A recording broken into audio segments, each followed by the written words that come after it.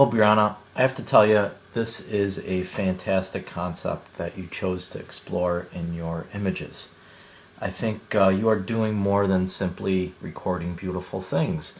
You are trying to communicate a point of view and a concept that I think is somewhat complex and definitely one that's worthy of your photographic talents. So that being said, I really enjoyed your artist statement, and I think this image is a fantastic way to start us off.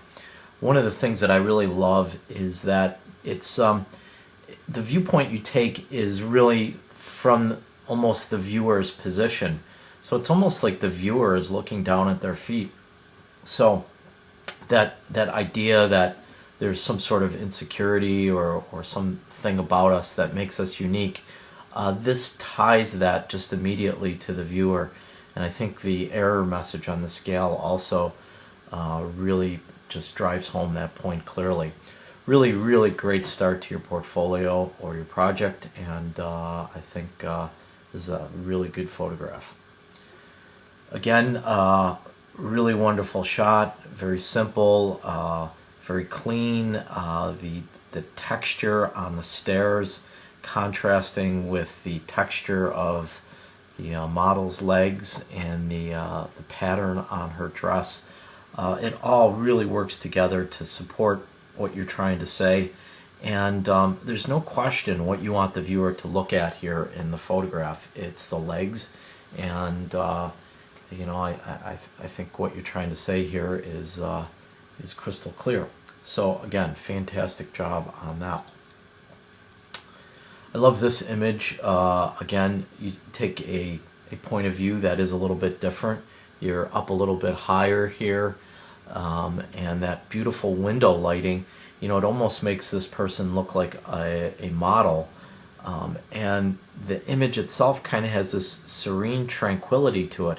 But then once you start to explore it a little bit more, you start to see the lines on the wrist and the arm, and sort of the horror of the image kind of connects immediately, and there's sort of a guttural response to it. So I think again, another really solid image. I love the foreground background relationships that are going on in this photograph. Again, you're telling a story in a single frame.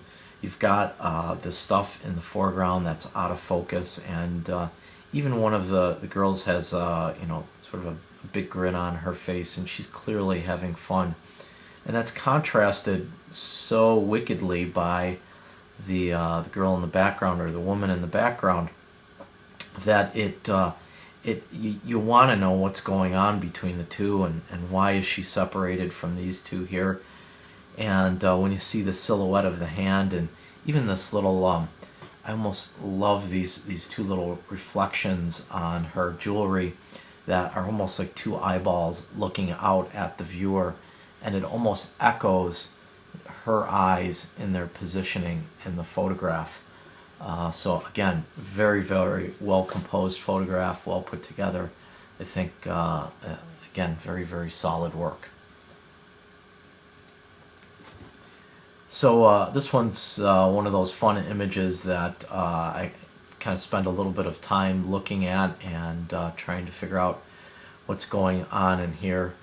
And I think that's part of the joy of photography, is that it is sitting still per se in front of us, and we can kind of explore the frame and kind of look for the punchline or the catch to the image.